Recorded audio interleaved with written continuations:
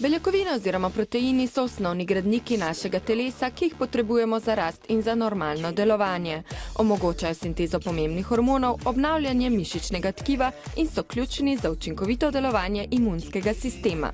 Nažalost pa jih v zadnjem času številni zamenjujejo s steroidi. To sta dve popolnoma različni stvari.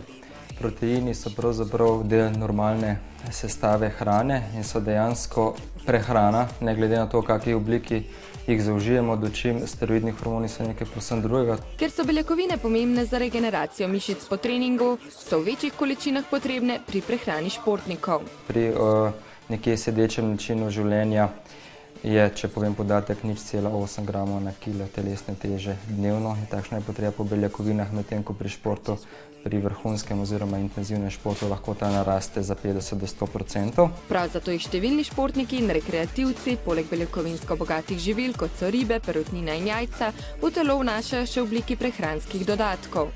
Med njimi je tudi Denis Porčič, ki se ukvarja z borilnimi veščinami in opravi kar 2 do 3 intenzivne treninge na dan. Danes rabim 250 gramov beljakovin na dan, da obdržim pač vse to, in v rečemo 100 gramov piščanca imamo 20 gramov beljakovin. Jaz jih pa rabim 250. Tako že dan začne z visokim vnosom proteinov in ogljikovih hidratov. Pač zjutraj to bolj skuta in vseni kosmiči, plus da še dodam pač beljakovine oziroma te dodatke.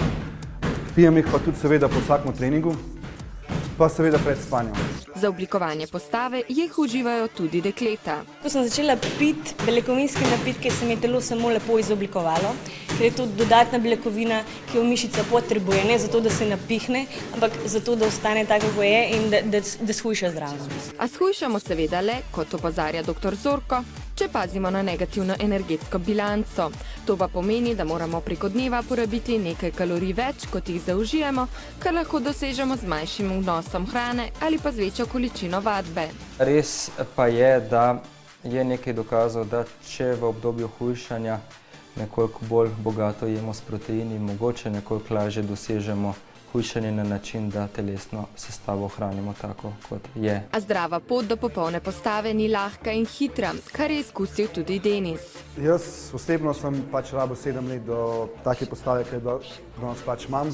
In vemo, da ni to enomesečna kura, ki pač se nabildaš in pa lahko vse pustiš. Vemo, da je veliko odrekanja, veliko discipline, ne samo pri treningih, ampak tudi pri prehrani. Tako pazite, da boste uživali raznoliko prehrano, kjer naj prevladuje zelenjava, sadje, pusto meso, žita in riž. Izogibajte pa se nasičenim maščobam, pretirani uporabi soli in sladkorja. Vsekakor pa se morate zavedati, da so beljakovine oziroma proteini, ki jih lahko nadomeščamo tudi v obliki napitkov, pomemben del uravnotežene prehrane. Na X!